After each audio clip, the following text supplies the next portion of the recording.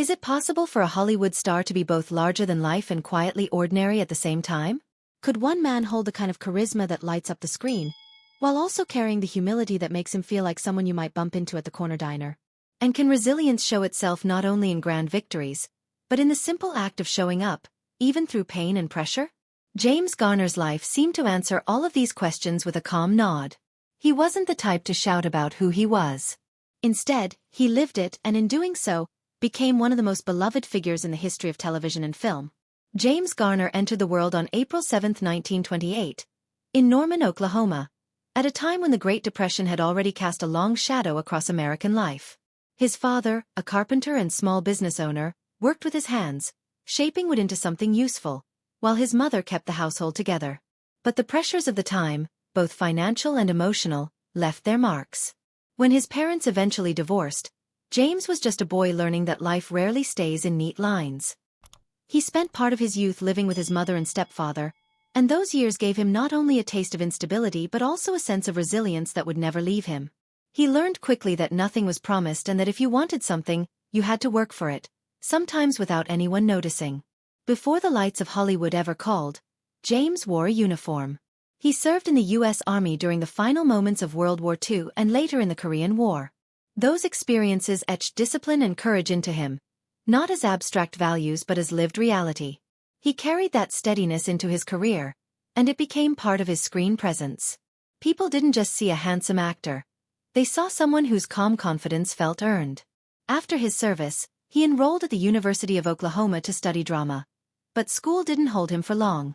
The pull of acting was stronger, and he left before finishing his degree, choosing instead to step into a career that would shape the rest of his life. His break came when Hollywood agent Henry Wilson spotted him. Wilson had a knack for discovering talent and saw immediately that James had something rare. Not just good looks, but an ease that made audiences lean in rather than pull back. At Wilson's suggestion, James shortened his last name from Bumgarner to Garner, a decision that gave him a sharper, more marketable identity while still honoring where he came from. With that small change, he stepped into an industry that often chewed people up, but he walked in carrying his own kind of quiet armor. The role that changed everything was Brett Maverick in the television series Maverick, which aired from 1957 to 1962. Maverick was not the typical Western gunslinger. He wasn't all bravado and violence. Instead, he was a gambler with charm, humor, and a personal code that didn't always fit the mold. Garner gave him wit and sincerity, making Maverick not only entertaining but relatable. Audiences loved him because he felt real, like a man navigating choices rather than a hero carved out of stone. In that role, Garner pioneered a new type of anti-hero. One who could smile, outthink his opponents, and still hold on to his sense of decency. Television may have made him a star, but film proved his versatility. In 1963, he starred in The Great Escape, playing a resourceful prisoner of war. His calm under pressure resonated with audiences, partly because it reflected qualities he truly possessed from his time in uniform. Then came Grand Prix in 1966, a film that revealed his daring spirit. Insisting on doing many of his own racing stunts, he gave performances that weren't just thrilling, they were authentic. He wasn't a man pretending to care about the details. He cared and audiences could tell. Garner was building a reputation as someone dependable, someone who could carry both the comedy and the gravity of a role, often at the same time. But perhaps his most iconic television role came in the Rockford Files, which ran from 1974 to 1980. As private investigator Jim Rockford, Garner created a character who was unlike the typical hard-boiled detectives of the era. Rockford wasn't invincible. He wasn't rich, and he wasn't above making mistakes. But he was smart, likable, and deeply human. Garner's performance gave audiences a character they could root for not because he was perfect, but because he wasn't. The show earned him critical praise, multiple Emmy Awards, and a place in the cultural memory of millions of viewers. More than that, it showed that television could portray complex, layered heroes without losing its sense of entertainment. What made James Garner stand out wasn't only his work on screen, but the way he carried himself off it. He was respected for his professionalism, admired for his generosity, and loved for his humility. In an industry often accused of vanity, he was refreshingly down to earth.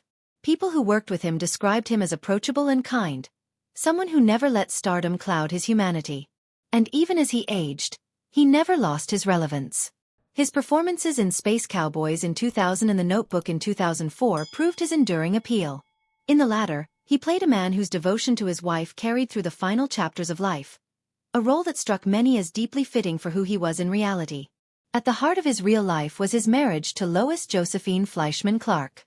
Their story began in 1956 at a social event where sparks flew quickly. Just 16 days later, they were married on August 17.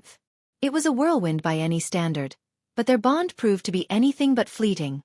Garner often recalled those first 2 weeks when they dined out every night, unable to get enough of each other's company. Their honeymoon was modest, just $77, but the memories it created were priceless. Lois practiced Judaism, and together they built a household that blended traditions with love at its core. She already had a 9-year-old daughter recovering from polio when they met, and Garner stepped into the role of stepfather with patience and compassion. Later, they welcomed their daughter Greta, nicknamed Gigi, in 1958, completing a family that became the anchor of his life. Their marriage, however, wasn't without strain. Fame brought its own pressures, and in 1970 they experienced a brief 3-month separation. Later, in 1979, as the Rockford Files weighed heavily on Garner both physically and emotionally, they separated for 2 years. But unlike many Hollywood splits, theirs was not marked by scandal. It was simply the toll of work and exhaustion. Garner spent time recovering in Canada and in a quiet house in the San Fernando Valley, seeking the rest he desperately needed. In 1981, they reunited and remained together until his death, a testament to a love that endured not because it was effortless, but because it was chosen again and again. Rumors often followed him, as they do with any star, but Garner faced them with honesty. One recurring story involved his professional relationship with actress Sally Field. While some speculated about tension, Garner was clear that any friction came from differences in acting style. Field worked with intense passion, throwing herself fully into her roles, while Garner preferred a more laid-back, precise approach. That clash created occasional sparks, but he emphasized that the respect between them never wavered. He reminded fans that what they saw on screen was chemistry, not a reflection of personal drama, and he encouraged people not to confuse the two. Still, the physical demands of his career left lasting marks. On the Rockford Files, he performed many of his own stunts and physical scenes.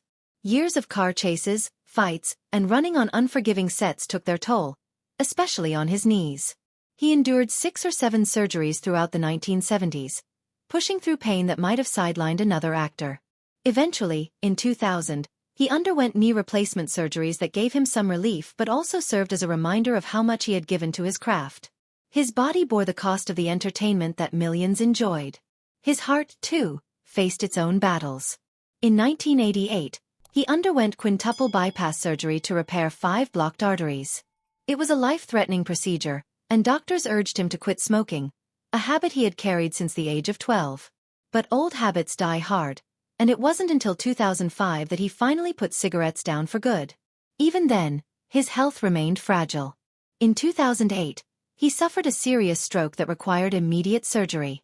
Against the odds, he recovered well, but strokes leave their own mark, and it signaled the beginning of a gradual decline in his health. Despite all of this, Garner's resilience never left him. He faced challenges the way he had faced everything in life, with practicality, humor, and dignity. He rarely played the victim, even when pain was constant, and instead chose to keep moving forward, however he could. That resilience defined him as much as any role. On July 19, 2014, James Garner passed away at his home in Brentwood, Los Angeles, at the age of 86. The cause was a heart attack brought on by coronary artery disease, a final chapter written in a body that had endured more than most. When the news broke, the world paused to remember a man who had given so much. Colleagues recalled his generosity, fans revisited their favorite roles, and family cherished the quiet man behind the fame. His legacy stretches far beyond awards or filmographies. It lives in the way he changed what it meant to be a leading man, showing that strength could be gentle, that humor could coexist with sincerity, and that heroes could be flawed yet admirable. It lives in his long marriage, his devotion to his children, and his ability to balance extraordinary fame with ordinary decency. And it lives in the laughter, the tears, and the quiet nods of audiences who felt they knew him, because in some way, they did. James Garner's story isn't just about Hollywood. It's about resilience, love, authenticity, and the ability to stay grounded in a world that often tries to lift people off the ground entirely. He remains a reminder that true greatness doesn't need to shout. It just needs to show up, again and again, with honesty and heart. If you enjoyed spending this time reflecting on his life, give this video a like so more people can find it, and don't forget to subscribe for more stories told with the same respect and care.